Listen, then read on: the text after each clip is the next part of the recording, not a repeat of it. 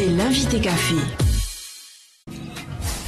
Bonjour à toutes et à tous. Aujourd'hui, nous allons parler d'une compétition de pirogue à voile qui aura lieu ce week-end entre Tahiti, Tetiaroa et Moorea, la régate Holopuniva Tetiaroa Explorer. Pour en parler, nous recevons ce matin le président de l'association Va'ata'e Tautoru, Kavika Yorana. Alors Kavika, avant de parler spécifiquement de la course de ce week-end, je voudrais qu'on parle de la discipline du Va'ata'e Tautoru qui fait l'objet donc d'un championnat. Est-ce que cette discipline continue de se développer? Qu'est-ce qu'on peut dire? Oui, elle se développe. C'est notre deuxième année de championnat. Elle se développe dans la mesure où nous construisons plus de pirogues. Les personnes s'intéressent à cette discipline de Va'ata'e Tautoru qui est surtout en haute mer, comparé au Va'amotu qui se contient plutôt au lagon. Donc ça plaît et oui, il y a de l'intérêt grandissant. Depuis l'année dernière, donc, vous mettez en place un championnat. Est-ce que ça suscite beaucoup plus d'intérêt au fur et à mesure de certains athlètes, par exemple? Oui, surtout des rameurs et aussi quelques voileux. C'est un mix des deux disciplines, donc on a des deux mondes qui s'intéressent donc à cette pirogue à voile. Et depuis le premier championnat en 2016, donc 2017, deuxième championnat, les gens s'intéressent de plus en plus, tout à fait. Alors pour parler du championnat, il y a plusieurs journées de compétition, différentes manches, un classement à l'issue de la saison. Est-ce que tu peux nous expliquer comment fonctionne ce championnat de Va'ata'e? Oui, donc pour 2017, on a décidé de faire 11 manches. On retient les 9 meilleurs résultats pour le classement à la fin de l'année. Ces 11 manches sont sur 6 régates. Donc une régate peut comporter plusieurs manches. Dans celle que nous allons faire ce week-end, on a prévu 3 manches. La première régate de l'année à Moorea, il y en avait 2 manches. Certaines régates n'ont qu'une manche. Voilà. Donc, à la fin de l'année, on aura un classement général des 9 manches sur les 11. D'accord. Est-ce que les athlètes participent à toutes les manches? C'est obligatoire ou bien c'est le classement en fonction des meilleures manches disputées? Voilà, bonne question. L'année dernière, on avait des équipes de 5 rameurs titulaires par équipe, par pirogue. On a décidé de changer cette année et c'est open en fait. Donc, c'est un peu comme les courses de chevaux. C'est la pirogue qui est primée, c'est le cheval qui est primé. Donc l'équipage peut changer, c'est open. A priori, normalement, le pépérou reste le même parce que c'est le propriétaire du Va'a, donc il veut faire la course. Donc souvent, le pépérou ne changera pas. Mais les deux rameurs peuvent changer, c'est complètement open cette année. Vous qui êtes président de l'association donc Va'ata'e Tautoru, Kavika, qu'est-ce qui est compliqué à mettre en place, à assurer lors de l'organisation de ces manches? Ce qui est compliqué, enfin, la sécurité, comme toute compétition, est primordiale. Donc, c'est les bateaux suiveurs, c'est tout ça qui est important à mettre en place. On fait des déclarations, bien sûr, à la DEPAM, aux affaires maritimes, tout ça, pour toutes les courses, comme le font toutes les autres compétitions. C'est cette partie-là. La deuxième partie qui est compliquée, c'est d'amener les Va'a au point de départ. On peut les remorquer, mais c'est plus difficile, plus long à les monter. Donc, la plupart des propriétaires les gardent tout montés et on les amène par la mer au point de départ. Et comme on a des pirogues qui viennent de Moorea, des différentes communes, ça peut être un peu compliqué. L'association aide les propriétaires des pirogues ou bien chacun se débrouille un peu comme il peut? Pour l'instant, chaque propriétaire, il met de sa poche. On essaie, bien sûr, d'avoir des partenaires pour nous aider à l'avenir, pour essayer d'alléger justement ce coût qui est la participation à notre championnat. Alors, on va parler spécifiquement de l'épreuve de ce week-end, la Tetiaroa Explorer. Première fois donc que l'on traverse Tahiti Tetiaroa. Pour vous, on va attaquer. C'est une nouveauté. Première fois en compétition. Cette traversée en Holopuni est déjà fait plus d'une douzaine de fois. Donc pour certains, ça ne sera pas la première fois. Mais en compétition, oui, tout à fait. La première fois, on a voulu mettre ça en place parce que ce sont des pirogues de haute mer. On veut aller un peu plus loin et c'est là qu'on prend plaisir. C'est en haute mer, justement. C'est de pas rester dans le lagon avec les vagues, de surfer et de trouver du vent.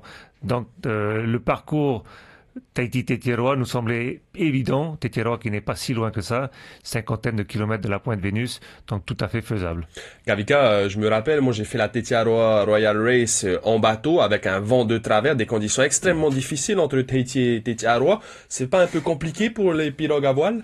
Ben justement, je pense que à cette course, le vent que vous avez eu, nous on aurait bien voulu l'avoir. Et c'est pour ça que cette année, on a mis en place pour certaines de nos régates une waiting period pour attendre justement les bonnes conditions. Nous on veut pas une mer calme, on veut du vent. Donc là, en fait, on a dû reporter à plusieurs week-ends et on va le faire ce week-end parce que le vent annoncé du sud-est, plus de 15 nœuds, nous convient tout à fait. Nous c'est du vent qu'il nous faut. Et du vent de travers, ça ne dérange pas les régates? De travers, il n'y a pas de problème. Un vent portant est préférable. Mais que ce soit du Est, Nord-Est ou Sud-Est de Tahiti-Tetiaroa, il n'y a pas de problème. Kavika, pour ceux qui voudraient suivre l'évolution de la course, notamment ce week-end, est-ce que vous proposez un suivi, notamment un système de GPS peut-être? Oui, chaque pirogue embarque donc un traceur, un système de GPS qui les localise avec une envoi de position tous les 10 minutes. Je dirais l'adresse, c'est un site qui s'appelle Spotwalla. Je dirais aux gens d'aller voir sur la page Facebook de Va'ata'i e Tauturu où je mettrai le lien pour pouvoir suivre les 6 pirogues qui participent à cette course. Est-ce qu'il y aura des images qu'on pourra voir ensuite de cette traversée entre Tetiaroa, Moorea, Tahiti? On aura un photographe bien sûr qui prendra des images. On espère avoir un peu de vidéo. C'est un peu plus compliqué parce que pour déplacer une équipe, c'est pas toujours évident. Mais on essaiera d'avoir quand même des images qu'on pourra peut-être montrer sur Polynésie Première, qui est notre partenaire, plus tard. Au moins des caméras embarquées. On se rappelle, il y a des belles images en caméra embarquée. Tout à fait, on aura quelques caméras embarquées pour avoir des images embarquées, tout à fait. Kavika, est-ce que vous avez l'ambition de toucher des équipages étrangers ou bien, à contrario, de participer à des courses à l'étranger? Est-ce que ça existe? Oui, nous avons eu l'année dernière déjà plusieurs équipages étrangers qui sont venus participer à 2 des régates du championnat, plus notre traversée Tahiti Bora Bora qui se fait au mois de novembre. Cette année encore, c'est tout à fait le cas. Il y aura des équipages étrangers déjà prévus pour notre traversée qui est hors championnat, mais la Tahiti Bora Bora, la 8e édition. Et à l'étranger, cette année, justement, il y a 2 équipes de Tahiti qui se déplacent à Hawaï pour une grande traversée qui ne sera pas une course cette année, un raid, mais de la Big Island jusqu'à Kauai.